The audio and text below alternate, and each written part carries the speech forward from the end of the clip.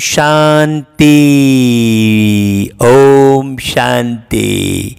बाबा रोज रोज मीठे बच्चे कह के बहुत प्यारी प्यारी बातें समझाकर हमारी सभी आदतों को सुधारते हैं।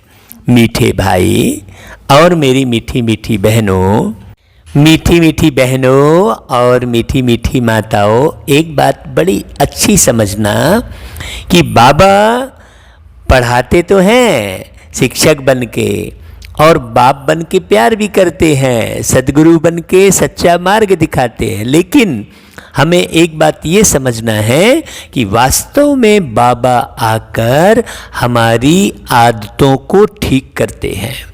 आज हर एक व्यक्ति किसी न किसी की आदत का ही शिकार है।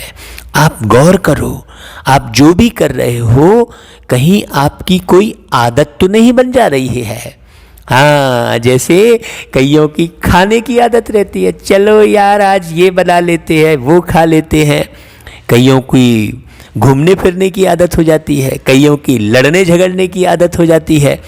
तो आप आदत के अनुसार ही आपके शरीर का निर्माण होता है। जैसी आपकी आदत होती है, तो जैसी आदत होती है वैसा शरीर बनता है। आज जो भी बीमारी हो रही है आपके शरीर में, आपकी आदत के कारण हो रही है।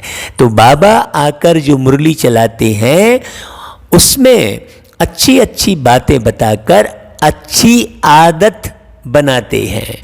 हाँ, वास्तव में संस्कार बनाते हैं। आदत माना संस्कार, संस्कार से ही स्वभाव है। तो जैसा हमारा स्वभाव होता है, स्वभाव यानी स्व माने मैं, स्व, और भाव यानी विचार।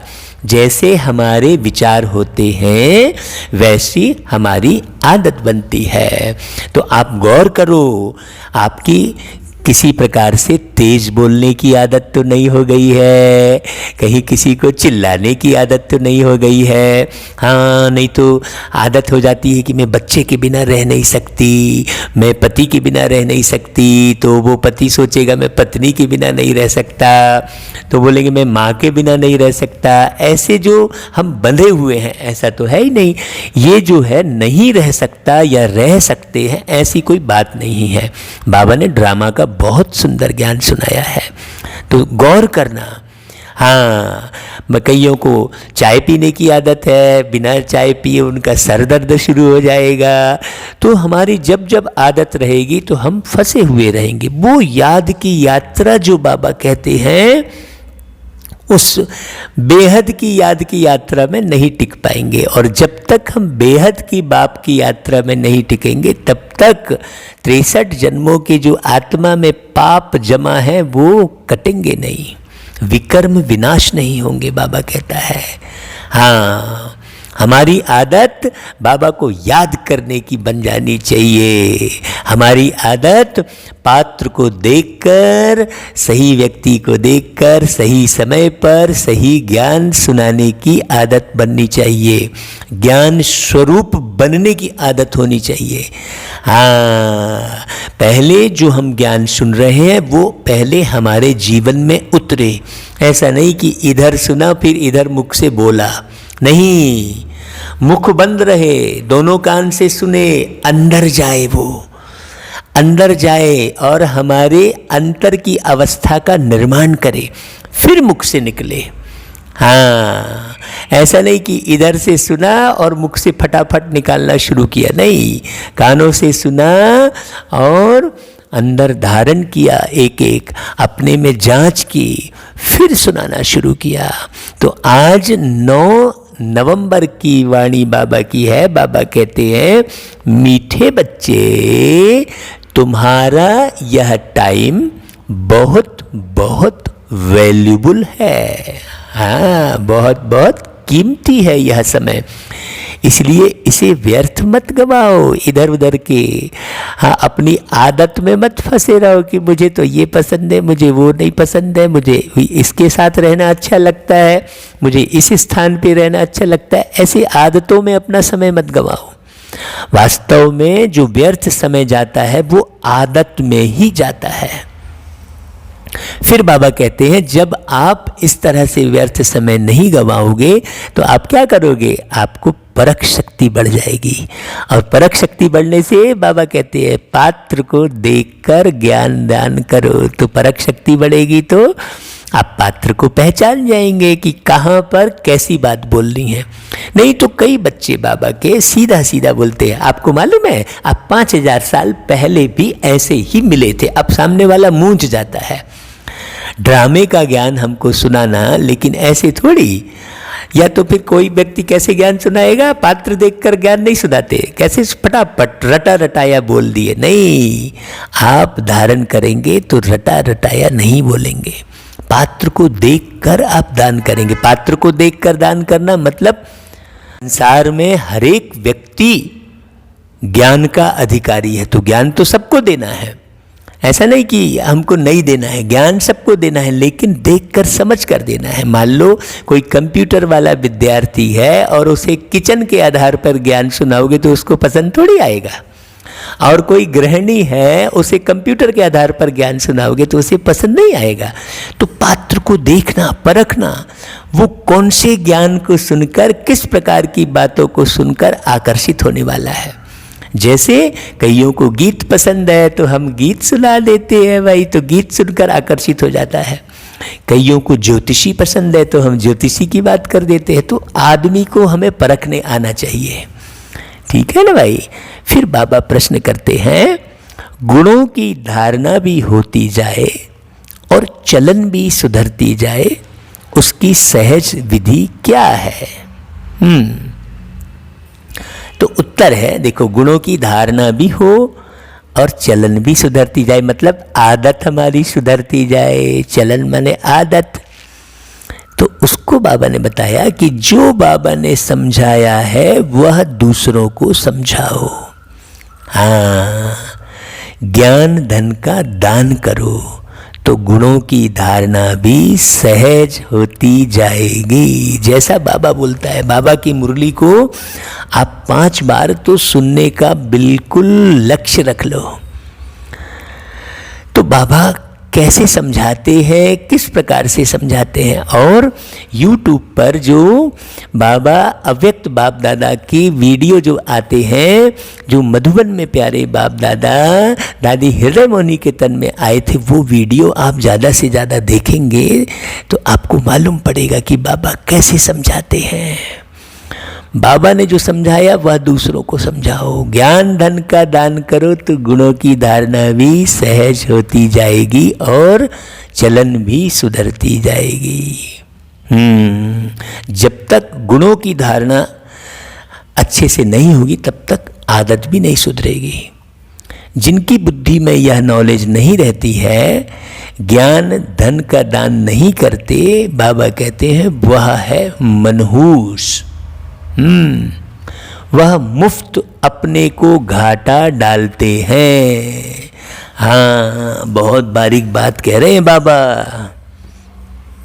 फिर गीत बजा है, बचपन के दिन भुला न देना, बचपन के दिन भुला न देना, आज हंसे कल रुला न देना, ओ बचपन के दिन भुला न देना। कुछ ऐसे ही धुन पर यह गीत है, मुझे तो पूरा मालूम नहीं है, जितना याद आया आपको सुना दिया। गीतों में तो वैसे बहुत ज़्यादा जाना भी नहीं चाहिए। बाबा गीत इसलिए बीच में सुनाते हैं, बजाते हैं, ताकि बच्चे आकर्षित होकर बाबा को अच्छे से याद करें, इधर उधर बुद्धि जो भाग रही होती है उससे हट जाएं। इसलिए बाबा गीतों का आधार ले लेते हैं। ओम शांति। बाबा कहते मीठे मीठे बच्चों ने गीत सुना, अर्थ तो अच्छी रीति समझा। भाई समझा कि नहीं अर्थ? बचपन के दिन भुला न देना का मतलब क्या हुआ? आपका बचपन कौन सा है? आत्मा की बात है ना। बाबा आत्मा को देखकर बात करते हैं ना। देखो बाबा अगली लाइन में बोल रहे हैं, हम आत्मा हैं और बेहद बाप के बच्चे हैं, यह भुला न दो। हाँ, और आपका बचपन कौन सा है? आप आत्मा का बचपन तो सतयुग है, तो सतयुग के दिन भुला न देना। और फिर दूसरा बचपन कौन सा है? बेहद बाप के हम बच्चे वाले हैं, प्यारा बाबा और हम बच्चे। वो संगम का मिलन, वो बाबा के साथ मिलन, वो बचपन। संगम भी एक बचपन ही है, इसे नहीं भुलाना। अभी अभी बाप की याद में हर्षित होते हैं, अभी अभी फिर याद भूल जाने से गम में पड़ जाते हैं। बाबा कहते अभी अभी जीते हो, अभी अभी मर पड़ते हो। अर्थात जीते और मरने का मतलब यहाँ पर क्या हुआ कि अभी अभी बेहद के बाप के बनते हो और फिर अभी अभी जिस्मानी परिवार तरफ चले जाते हो। तो बाप कहते हैं आज हंसे कल रो ना देना भाई, क्योंकि बाबा के बने और फिर जिस्मानी परिवार की तरफ आकर्षित हो गए तो रोना शुरू, चिंता की टोकरी सर पे रखना शुरू। तो बाबा कहते यह हुआ गीत का अर्थ। तुम बच्चे जानते हो, बहुत करके मनुष्य शांति के लिए ही धक्का खाते हैं। देखो पता ही नहीं है, जैसे वो मृग होती है ना, कस्तूरी उसके अंदर होती है, वो ढूंढती रहती है अरे ये खुशबू कहाँ से आ रही है।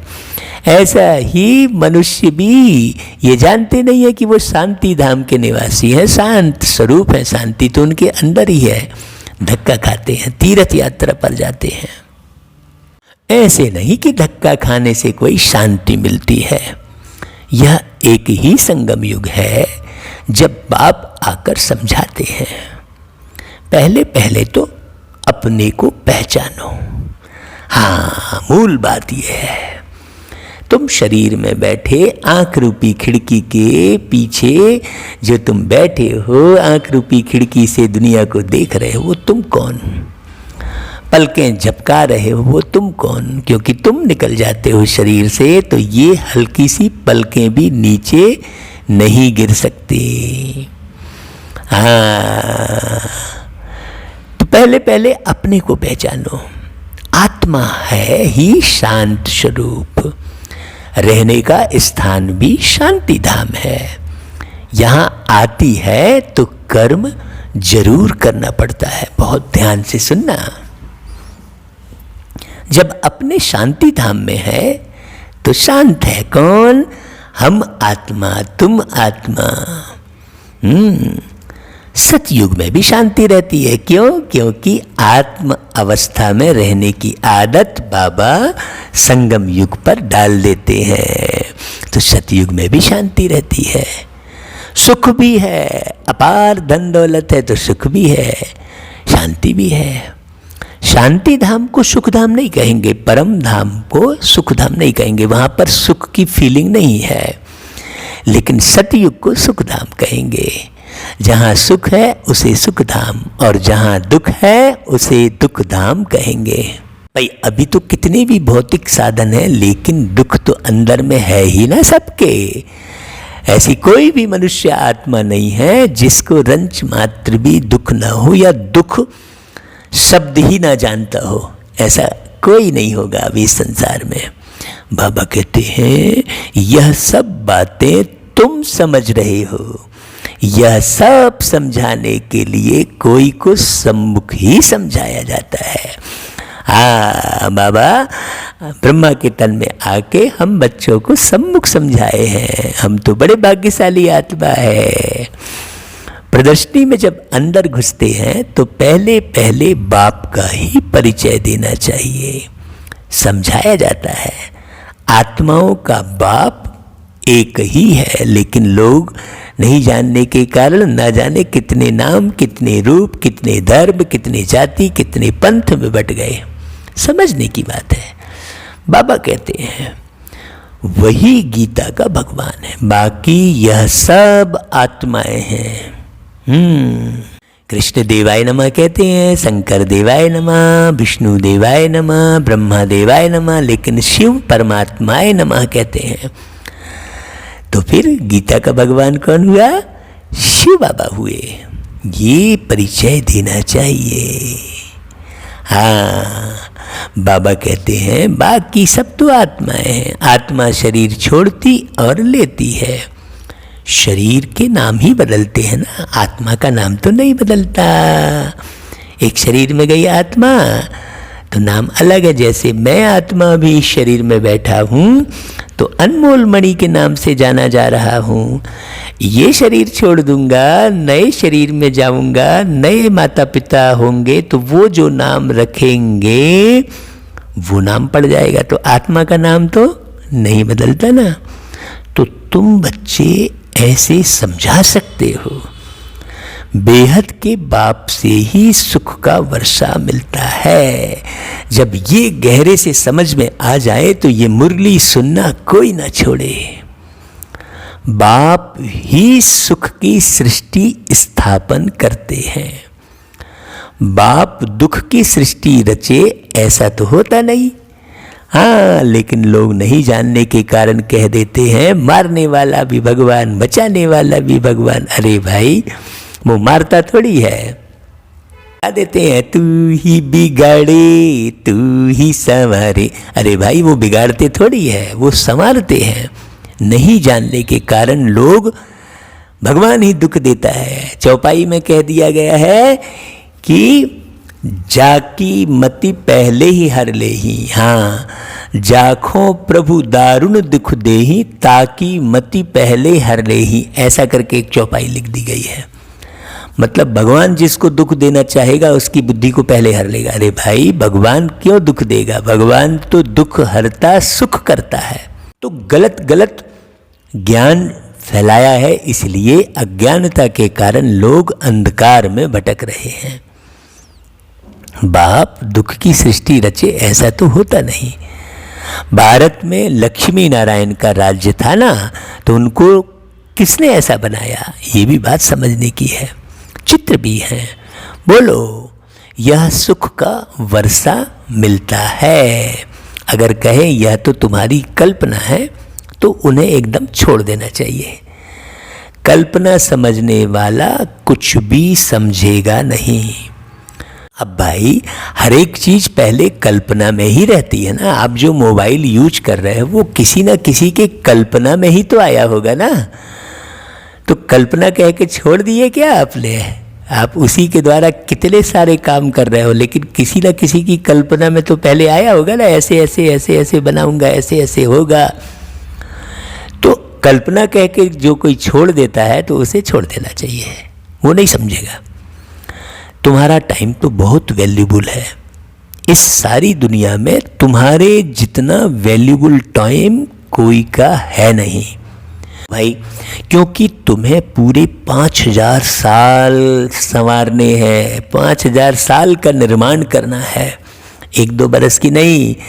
वो सरकार के तो 5 वर्षीय योजना चलती है, यहाँ तो आपके ऊपर 5000 साल को बेहद के वर्ष को बनाने की जिम्मेदारी बाप ने दी है। ये बड़ी समझने की बात है। बाबा कहता है बड़े बड़े मनुष्यों का टाइम वैल्यूबल होता है, बाप का टाइम कितना वैल्यूबल है। बाप समझाकर क्या से क्या बना देते हैं। तो बाप तुम बच्चों को ही कहते हैं कि तुम अपना वैल्यूबल टाइम मत गवाओ इधर उधर। हाँ, हंसी ठिठोली में मत गवाओ, नाच गाने में मत गवाओ ये टाइम, खाने पीने में, घूमने फिरने में, ये ऐसा, ये भी मिल जाए, वो भी मिल जाए, ऐसा टाइम मत गवाओ। नॉलेज पात्र को ही देनी है, पात्र को समझाना चाहिए। सब बच्चे तो समझ नहीं सकते ना, इतनी बुद्धि नहीं जो समझें। हाँ, किसी के ऊपर माथा भी मत मारो बहुत ज़्यादा। बाबा कहते हैं पहले पहले बाप का परिचय देना है। जब तक यह नहीं समझते कि हम आत्माओं का बाप शिव है, आगे कुछ भी नहीं समझ सकेंगे। सबसे पहले तो ये समझें कि वो एक आत्मा है, फिर उसके बाद समझ में आएगा कि आत्मा का पिता कौन। बाबा कहते हैं कि बहुत प्यार नम्रता से समझाकर रवाना कर देना चाहिए। क्यों? क्योंकि आसुरी संप्रदाय फिर झगड़ा करने में भी देरी नहीं करते। हाँ, नहीं तो कुछ का कुछ हो जाए। आप चले हो निर्माण करने और पता चला फिर झगड़ा हो गया, नहीं इसीलिए रवाना कर दो, क्योंकि आसुरी संप्रदाय आसुरी ही होंगे ना। गवर्नमेंट स्टूडेंट की कितनी महिमा करती है, उन्हों के लिए कितने प्रबंध रखती है। कॉलेज के स्टूडेंट ही पहले पहले पत्थर मारना शुरू करते हैं, जोश होता है ना। बूढ़े या माताएं तो पत्थर इतना जोर से लगा ना सके हैं, अक्सर करके स्टूडेंट्स का ही शोर होता है, उन्हों को ही लड़ाई के लिए तैयार करते हैं। अब बाप आत्माओं को समझाते हैं, बच्चे तुम उल्टे बन गए हो, अपने को आत्मा के बदले क्या करते हो, शरीर समझ लेते हो। इसलिए देखो पत्थर आदि उठाते हैं। बाबा ने कहा, देखो बड़ी गहरी गहरी बात है बाबा की। बाबा कहते हैं तुमको अब बाप सीधा कर रहे हैं, कितना रात दिन का फर्क हो जाता है। हाँ, सीधा होने से तुम विश्व के मालिक बन जाते हो। अभी तुम समझते हो हम आधा कल्प उल्टे थे, उल्टे थे माना अपने को शरीर समझ रहे थे। हाँ, और सारा शरीर के नाम से ही सारा काम कर रहे थे, शरीर के नाम से यज्ञ हवन, शरीर के नाम से सब कुछ।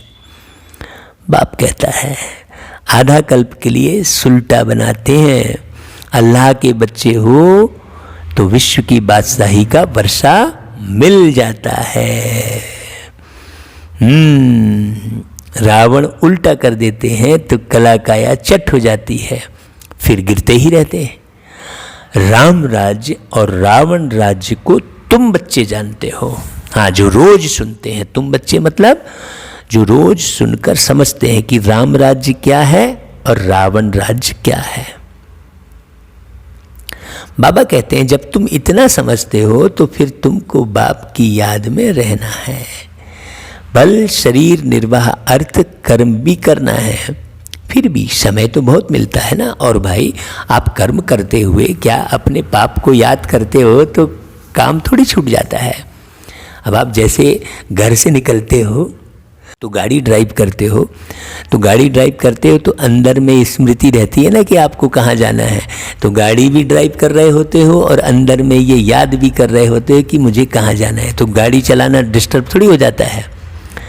तो बाबा कहता है समझने की देरी है। भाई बाबा कहता है कि अगर कोई जिज्ञासु आदि नहीं है, काम नहीं है, तो बाप की याद में बैठ जाना चाहिए। बाप की याद में, भाई बाप की याद कब आएगी? जब बाबा से मोहब्बत होगी। हमने उसके लिए कहा तुमसे मोहब्बत हो गई है बाबा, ओ तुमसे मोहब्बत हो गई है बाबा, इतनी इतनी इतनी हो कोई पूछेगा हमसे तो कह ना सकेंगे, कोई पूछेगा हमसे तो कह ना सकेंगे, कितनी कितनी कितनी ओ तुमसे मोहब्बत हो गई है बाबा, इतनी इतनी इतनी। ऐसे बाबा की याद में ऐसे हजारों गीत बन जाते हैं। बाबा की याद तो यूं ही आती है भाई। हाँ, बाबा कहते हैं वह तो है अल्पकाल के लिए कमाई और यह तुम्हारी है सदा काल के लिए कमाई। इसमें अटेंशन जरूर देना पड़ता है। माया घड़ी घड़ी और तरफ ख्यालात को ले जाती है। यह तो होगा ही, माया बुलाती रहेगी। हाँ, ऐसा नहीं सोचना कि भाई आपके जीवन में कोई परीक्षा ना आए, आपको कोई कष्ट कभी ना मिले, आपसे सब कोई अच्छा ही व्यवहार करते रहे। ऐसा नहीं होगा भाई। कोई ना कोई गलत व्यवहार भी करेगा, कुछ ना कुछ वातावरण भी बिगड़ेगा, ऐसा सब तो होता रहेगा, लेकिन उस तरफ ध्यान नहीं देना चाहिए। इस पर एक नाटक भी दिखाते हैं। प्रभु ऐसे कहते, माया ऐसे कहती। बाप बच्चों को समझाते हैं मामेकम याद करो। बाबा स्पष्ट कहते हैं, इस याद में ही विघ्न पड़ते हैं। अब बाबा को याद करते रहोगे, झट दूसरा कोई काम याद आ जाएगा। हाँ, और कोई बात में इतने विघ्न नहीं पड़ते। पवित्रता पर कितनी मार खाते हैं। बाबा कहते हैं जो भागवत कथा, हाँ भाई भागवत कथा हम सुनाते हैं, तो बाबा कहते हैं कि भागवत आदि में इस समय का ही गायन है। पूतनाएं, शूर्पणखाएं, ये सब यहीं का गायन है। यह सब इस समय की बातें हैं जबकि बाप आकर पवित्र बनाते हैं।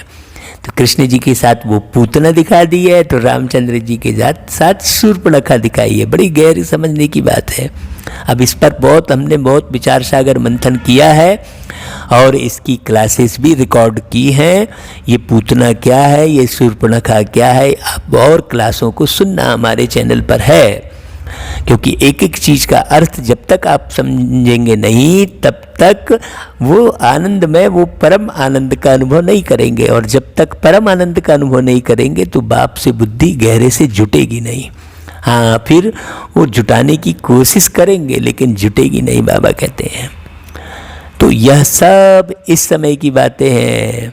उत्सव आदि भी जो मनाते हैं, जो पास्ट हो गया, उनका फिर त्यौहार मनाते आते हैं, पास्ट की महिमा करते आते हैं, राम राज्य की महिमा गाते हैं क्योंकि पास्ट हो गया है। जैसे क्राइस्ट आदि आए, धर्म स्थापन करके गए, तिथि तारीख भी लिख देते हैं, फिर उनका बर्थडे भी मनाते आते हैं। भक्ति मार्ग में भी यह धंधा आधा कल्प चलता है। बाबा पूरी हिस्ट्री बता रहे हैं।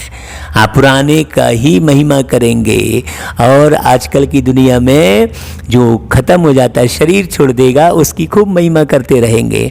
और जो सामने रहेगा, अच्छा अच्छा कार्य करता रहेगा, उसकी तरफ ध्यान भी नहीं देंगे बल्कि उसको और नीचा गिराने की कोशिश करेंगे। ये आजकल के इस युग की रीति है। बाबा कहता है सत्य युग में यह होता नहीं। इसलिए अब बाबा आया है, सत्यम शिवम सुंदरम प्यारा बाबा आया है सतयुग का निर्माण करने। तो अब यह दुनिया तो खत्म हो ही जानी है। यह बातें तुम्हारे में भी बहुत थोड़े हैं जो समझते हैं कि हाँ भाई अब ये दुनिया खत्म हो जानी है। वो वर्ष गिनते रहेंगे, अरे इतने हजार समय में बोले थे तो अभी तो विनाश हुआ नहीं। अरे भाई, विनाश का अर्थ है विकारों का नाश। तुम अपने अंदर के विकारों को नाश कर दो तो तुम्हारे लिए विनाश हो गया ना भाई। बात बड़ी समझने की है। मैंने कहा कि तुम्हारे में भी बहुत थोड़े हैं जो समझते हैं। बाप ने समझाया है सब आत्माओं को अंत में वापस जाना ही है। कहाँ? परम धाम। सब आत्माएं शरीर छोड़ चली जाएंगी। तुम बच्चों की बुद्धि में है बाकी थोड़े दिन हैं। अब फिर से यह सब जिन आँखों से जो देख रहे हैं सब विनाश हो जाना है। सतयुग में सिर्फ हम ही आएंगे, सभी आत्माएं तो नहीं आएंगी। जो कल्प पहले आए थे वही नंबरवार आएंगे। वही अच्छी रीति पढ़कर और पढ़ा भी रहे हैं। हाँ हाँ, बहुत बारीक समझने की बात है। आप अच्छी रीति पढ़ो, एक एक बात को गहरे से समझो। अगर आपको नहीं समझ में आ रहा है तो भाई बाबा ये भावार्थ सहित मुरली का पार्ट बजवा रहा है ना मुझ आत्मा से, इसको ही बार बार सुनो ना। ऐसा नहीं समझ गए जल्दी जल्दी समझ गए, अब फिर से नहीं सुनना है। आप यूट्यूब में कमेंट में लिखना आपने कितनी बार इस मुरली को सुना।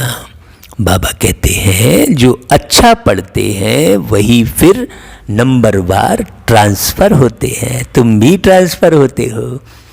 तुम्हारी बुद्धि जानती है जो आत्माएं हैं सब नंबरवार वहाँ शांति धाम में जाकर बैठेंगी, फिर नंबरवार आती रहेंगी। देखो बाप फिर भी कहते हैं मूल बात है बाप का परिचय देना, बाकी तो सब ये होता रहेगा।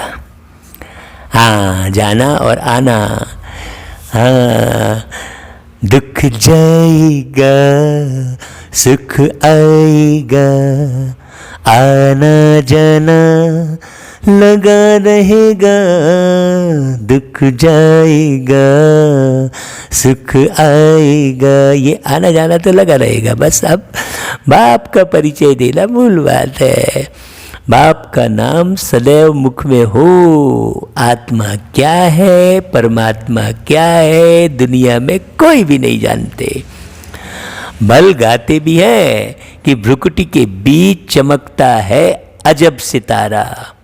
बस जास्ती कुछ नहीं समझते कि भाई भ्रुकुटी के बीच जो चमकता सितारा है वही जीवन चलाता है, वही मुख्य है। नहीं तो लोग हृदय के ऊपर हाथ रख के कहते हैं भाई प्राण यहाँ है। अरे भाई प्राण तो इस मस्तक के बीच में, जो प्राण अर्थात आत्मा मस्तक के बीच में है। कैसी भी बीमारी हो, कुछ भी हो, लेकिन आत्मा है तो वो जिंदा रहेगा।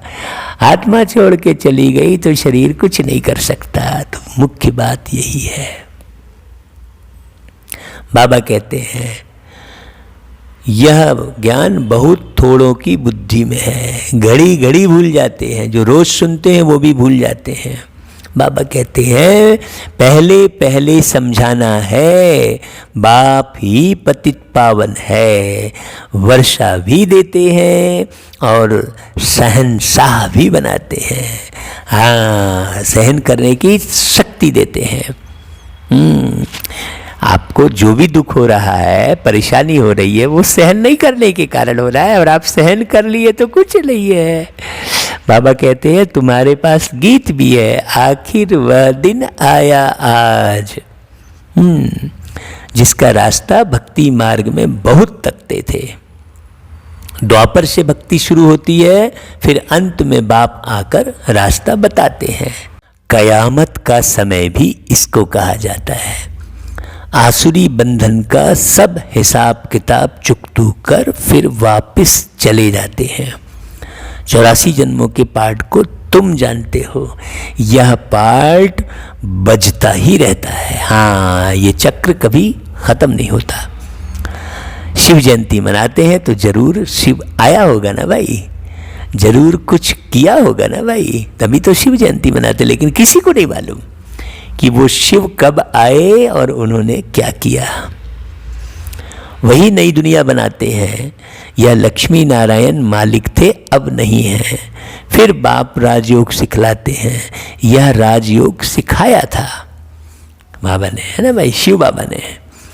तुम्हारे सिवाय और कोई के मुख में आ नहीं सकेगा, तुम ही समझा सकते हो। बाबा कहते हैं दुनिया का और कोई शख्स नहीं समझा सकता। शिव बाबा हमको राजयोग सिखला रहे हैं। शिवो अहम का जो उच्चारण करते वह भी रॉन्ग है। अब सब कोई अपने को शिव समझने लग जाए, ये तो कितनी बड़ी भूल है, बहुत बड़ी भूल है। शिव एक अलग सत्ता है और तुम अलग सत्ता हो, लेकिन लोग समझते नहीं, कह देते हैं शिवो अहम। तो ये तो रॉन्ग हो गया ना। तुमको अब बाप ने समझाया है कि तुम ही चक्र लगाए ब्राह्मण कुल से देवता कुल में आते हो। सो हम सो का अर्थ भी तुम समझा सकते हो। अभी हम ब्राह्मण हैं, यह 84 का चक्र है। जब तक चक्र का ज्ञान नहीं होगा तब तक मूंझते रहेंगे। अब इसमें कोई मंत्र जपने का तो कोई रोल ही नहीं है भाई। भाई हम कहाँ से शुरू किए थे, कहाँ रहते थे, कैसे आए थे, ये ज्ञान प्राप्त करना मुख्य है। अब इसमें मंत्र आदि की तो कोई बात ही नहीं है। बुद्धि में अर्थ रहना चाहिए एक एक शब्द का, वह भी सेकंड की बात है। जैसे बीज और झाड़ सेकंड में सारा ध्यान में आ जाता है ना भाई। हाँ, जिसको बीज का ज्ञान है उसको झाड़ का भी ज्ञान है, जिसको झाड़ का ज्ञान है उसको बीज का भी ज्ञान है। देखो कई किसान लोग हैं, हर बीज को पहचान लेते हैं क्योंकि उन्हें ज्ञान है। वैसा ही बाबा बीज है, ये ज्ञान नहीं है लोगों को।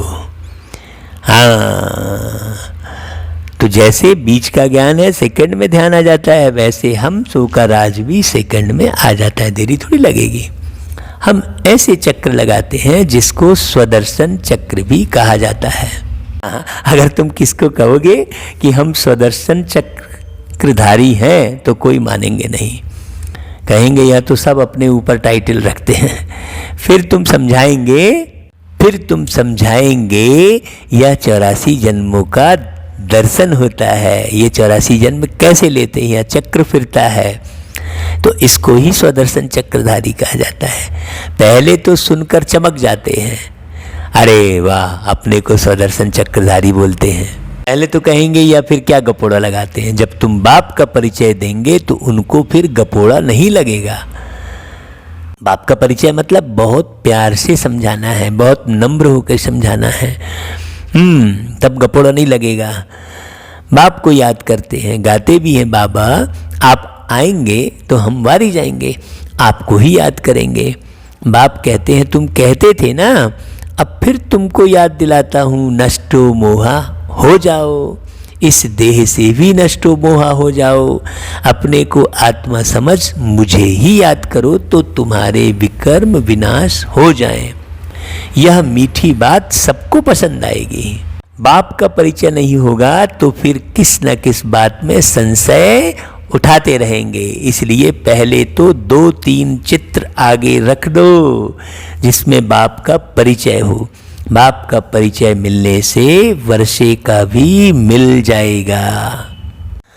बाप कहते हैं मैं तुमको राजाओं का राजा बनाता हूँ, यह चित्र बनाओ, तो उनको समझ में आएगा कि डबल सिरताज राजाओं के आगे सिंगल ताज वाले माथा टेकते हैं। सबसे पहली बात है आप ही पूज्य आप ही पुजारी का भी राज समझ में आ जाए, ऐसा कुछ समझाना है।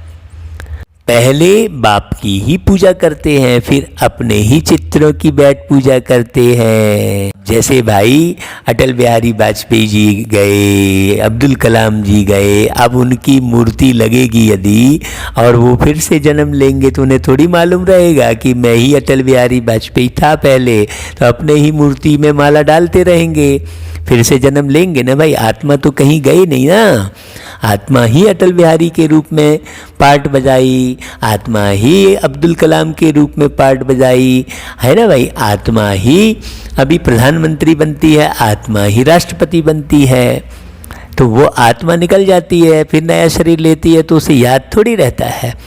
उसीलिए बाबा कह रहे हैं कि अपने ही चित्र में बैठ अपने ही चित्रों की पूजा करते हैं। जो पावन होकर गए उनका चित्र बनाए बैठ पूजते हैं। यह भी तुमको अभी ज्ञान मिला है। आगे तो भगवान के लिए ही कह देते थे आप ही पूज्य आप ही पुजारी, अब तुमको समझाया गया है, तुम ही इस चक्र में आते हो। हाँ, भगवान तो चक्र से बाहर है ना। बुद्धि में यह नॉलेज सदैव रहती है और फिर समझाना भी है। भाई धन दिए धन ना खुटे, जो धन दान नहीं करते उनको मनहूस भी कहते हैं। बाप ने जो समझाया है वह फिर दूसरों को समझाना है। नहीं समझाएंगे तो मुफ्त अपने को घाटा डालेंगे, गुण भी धारण नहीं होंगे, चलन ही ऐसी हो जाएगी। हरेक अपने को समझ तो सकते हैं ना। तुमको अब समझ मिली है, बाकी सब है बेसमझ। तुम सब कुछ जानते हो। बाप कहते हैं इस तरफ है देवी संप्रदाय और उस तरफ है आसुरी संप्रदाय। बुद्धि से तुम जानते हो अभी हम संगम युग पर हैं। एक ही घर में एक संगम युग का एक कलयुग का, दोनों इकट्ठे रहते हैं। फिर देखा जाता है हंस बनने लायक नहीं है तो युक्ति रची जाती है, नहीं तो विघ्न डालते रहेंगे। कोशिश करनी है आप समान बनाने की, नहीं तो तंग करते रहेंगे। फिर युक्ति से किनारा करना पड़ता है, विघ्न तो पड़ेंगे। ऐसी नॉलेज तो तुम ही देते हो। मीठा भी बहुत बनना है और नष्टो मोहा भी होना पड़े, दोनों बातें हैं। बहुत प्रेम से भी रहना है और न्यारे भी रहना है। एक विकार को छोड़ा तो फिर और विकार खिटखिट मचाते हैं। समझा जाता है जो कुछ होता है कल्प पहले मुआफिक, ऐसे समझ शांत रहना पड़ता है। हाँ, भावी समझी जाती है। अच्छे अच्छे समझाने वाले बच्चे भी गिर पड़ते हैं, बड़ी जोर से चमाट खा लेते हैं। फिर कहा जाता है भाई कल्प पहले भी चमाट खाई होगी, अब कितना ध्यान किसके पीछे माथा मारेंगे, है ना भाई। हर एक अपने अंदर में समझ सकते हैं। लिखते भी हैं बाबा हम क्रोध में आ गए, फलाने को मारा या भूल हो गई, ऐसा कहते भी हैं। बाप समझाते हैं जितना हो सके कंट्रोल करो भाई। कैसे कैसे मनुष्य हैं, अबलाओं पर कितने अत्याचार करते हैं। पुरुष बलवान होते हैं, स्त्री अबला होती है। बाबा फिर तुमको यह गुप्त लड़ाई सिखलाते हैं जिससे तुम रावण पर जीत पाते हो। ये गुप्त लड़ाई है, तुम्हारे अंदर की लड़ाई है। यह लड़ाई कोई की बुद्धि में नहीं है, तुम्हारे में भी नंबरवार हैं जो समझ सकते हैं। यह है बिल्कुल नई बात। अभी तुम पढ़ रहे हो कहाँ के लिए? सुखधाम के लिए। यह भी अभी याद है, फिर भूल जाएगी। मूल बात है ही याद की यात्रा। याद से हम पावन बन जाएंगे। अच्छा भाई, जहाँ कहीं कोई बात नहीं समझ में आई हो तो आप कमेंट करके पूछ सकते हैं, हमें फ़ोन भी कर सकते हैं, ठीक है। हाँ अच्छा भाई, फिर बाबा याद प्यार देते हैं। मीठे मीठे सिकिलधे बच्चों प्रति माता पिता बाप दादा का याद प्यार और गुड मॉर्निंग। रूहानी बाप की रूहानी बच्चों को नमस्ते, और हम रूहानी बच्चों की रूहानी माता पिता बाप दादा को याद प्यार गुड मॉर्निंग और नमस्ते बाबा। बाबा धारणा के लिए बहुत बारीक बात बता रहे हैं, बहुत गहराई से सुनना भाई, जल्दी जल्दी नहीं सुनना। हाँ, आगे बढ़ा बढ़ा के मत सुनना, ये बहुत बड़ी भूल होती है। आगे बढ़ा बढ़ा के सुन लिए, ऐसा नहीं करना। बाबा की वाणी सुनने में जरा भी कोताही नहीं बरतना। बाबा कहते हैं धारणा के लिए मुख्य सार में पहली पॉइंट बाबा कहते हैं, देखो कुछ भी होता है तो भावी समझ शांत रहना है। कुछ भी हो जाए भाई, तुम्हारी मंजिल तो तुम्हारी है ना, क्रोध नहीं करना है। आपके घर में यदि मेहमान बैठे हैं, आप बाजार में कहीं कुछ उन मेहमानों के लिए लेने गए हैं, तो आपका लक्ष्य क्या होगा? जल्दी से सामान लेके जल्दी से घर आने की आप कोशिश करते हैं ना, ये लक्ष्य रखते हैं ना। फिर बीच में कहीं कोई लड़ाई झगड़ा होता रहता है तो खड़े होकर देखेंगे थोड़ी। हाँ, कोई कहेगा, कोई अगर बोलेगा अरे भाई कहाँ जा रहे हो, अरे भैया मैं अभी थोड़ा जल्दी में हूँ, हाँ मेहमान घर में बैठे, ऐसा करोगे ना। तो ऐसा ही कुछ भी हो जाए तो आप शांत रहना है, क्योंकि आपका लक्ष्य क्या है कि भाई मुझे तो सतयुग का महाराजा बनना है, तो यार क्रोध नहीं करना है।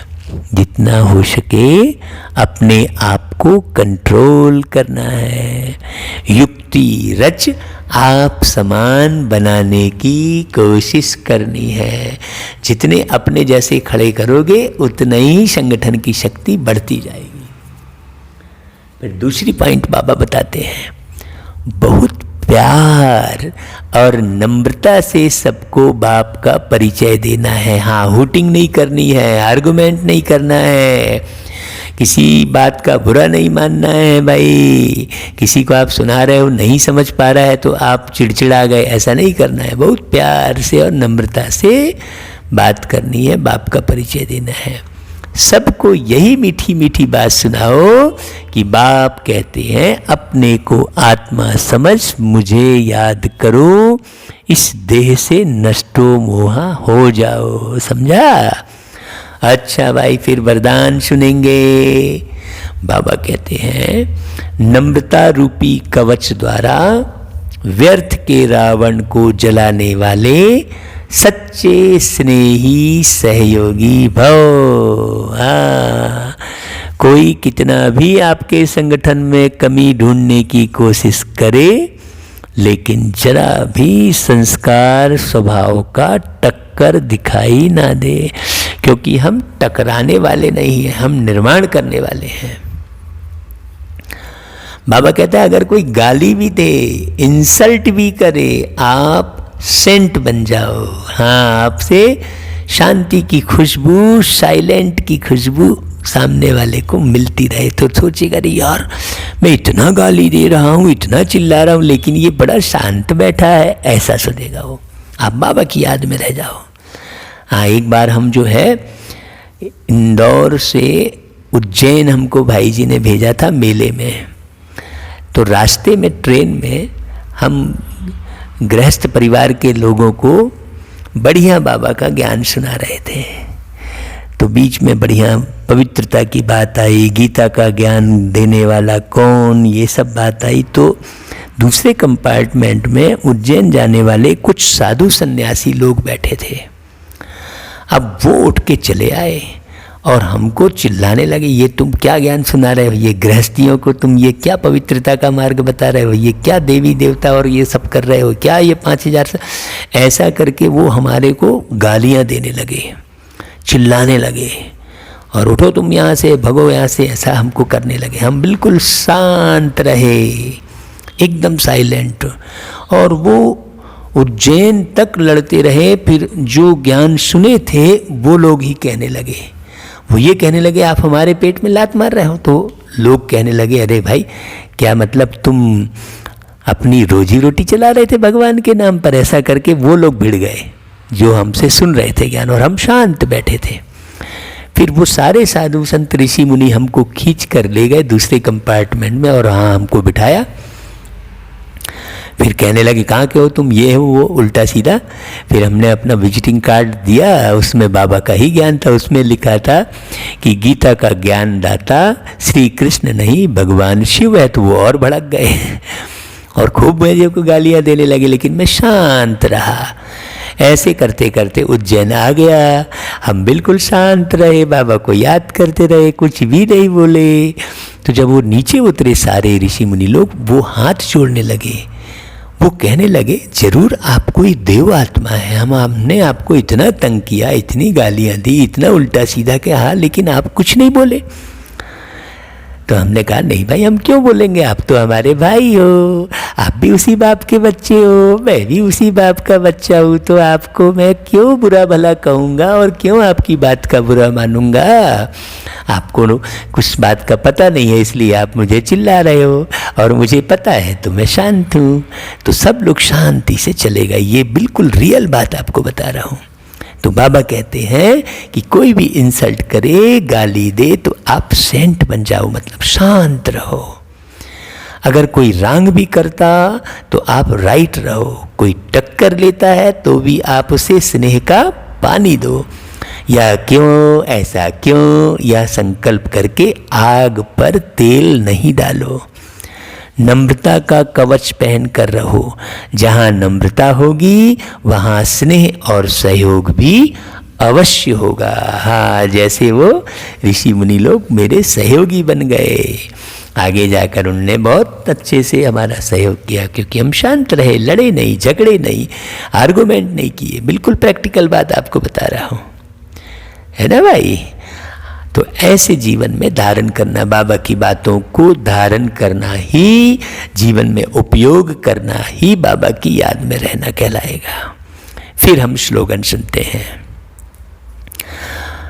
बाबा कहते हैं मेरेपन की अनेक हद की भावनाएं एक मेरे बाबा में समा दो, सब कुछ मेरा बाबा। बोलो भाई सब लोग, मेरा बाबा, मीठा बाबा, प्यारा बाबा, सतयुग के सुख देने वाला बाबा, संगम युग में प्यार लुटाने वाला, मिलन मनाने वाला बाबा।